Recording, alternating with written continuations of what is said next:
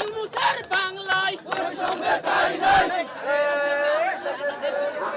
অবস্থান থেকে কেউ ঘুরে আসবেন না। গেট এবং ভাই প্রত্যেক গেট এবং পাঁচিলের সামনে কিছু কিছু লোক চলে যান। মুস্তাফিজ 2010 সাল থেকে 2014 সাল অবধি আমাদেরকে কোনো বেতন ভাতা দেয় নাই।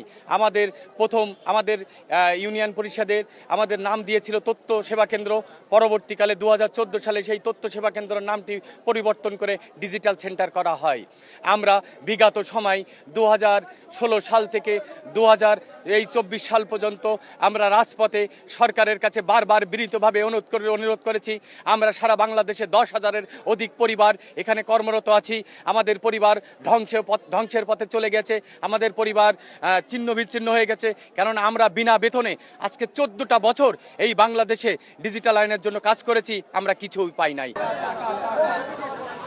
আপনার বসান দাবিদারি শোনার জন্য আমরা অনেকবার আমাদের দাবি জানিয়েছি, কিন্তু বিগত সরকার সেটি পূরণ করেনি।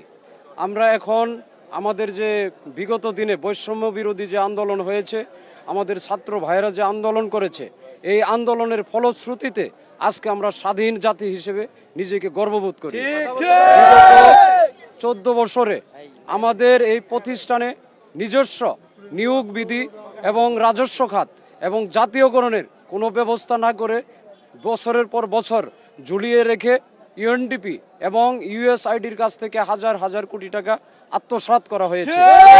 আমরা এই সরকারের ধারাবাহিকতায় বর্তমান যে সরকার রয়েছেন, তিনি কিন্তু বৈষম্য বিরোধী, তিনি কোনো বৈষম্যকে পছন্দ করেন না, রাষ্ট্র সংস্কার করতে চেয়েছেন। এর জন্য আমরা আমাদের পক্ষ থেকে সংস্কার চাই এবং আমাদের ন্যায্য দাবি এই সরকারের কাছে।